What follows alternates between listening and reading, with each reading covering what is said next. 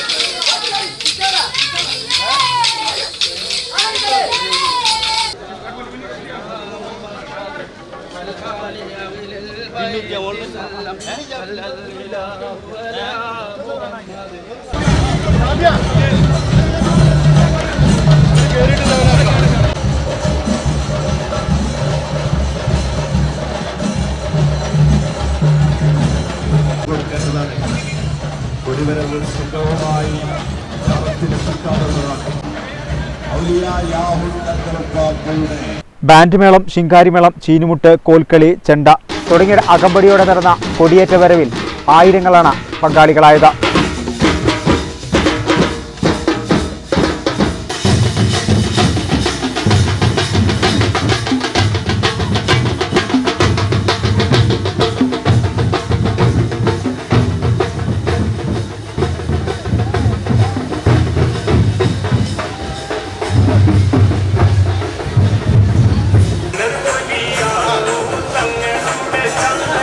കൊടിയേറ്റ വരവ് കാണുന്നതിനായി റോഡിന് ഇരുവശവും സ്ത്രീകളും കുട്ടികളും അടക്കം ആയിരങ്ങളാണ് തടിച്ചുകൂടിയത്.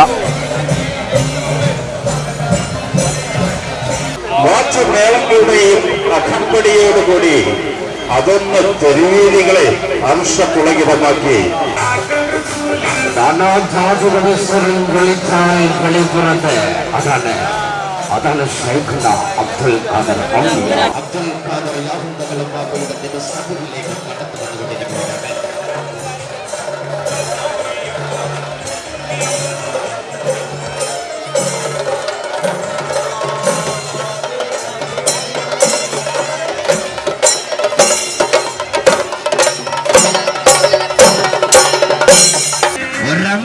മക്കളെ പോലെ മാലയിൽ കോർത്ത മുത്തുമണികളെ പോലെ ഏകോദര സൗന്ദര്യങ്ങളെ പോലെ ഒറ്റക്കെട്ടായി വാഴുന്ന വെട്ടത്തുനാട് യാഹും തങ്ങൾ ബാബയുടെ.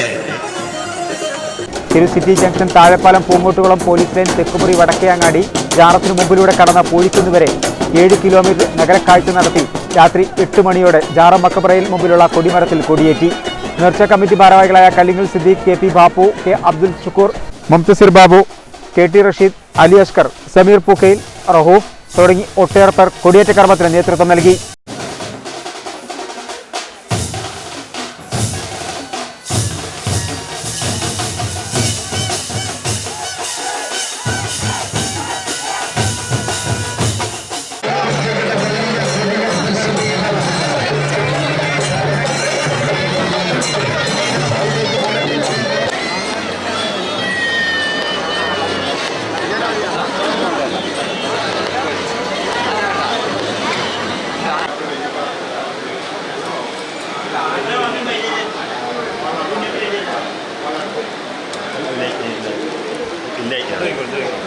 ഗവൺമെന്റ് ബോയ്സ് ഹൈസ്കൂളിലാണ് ശ്രമിക്കുന്നത്.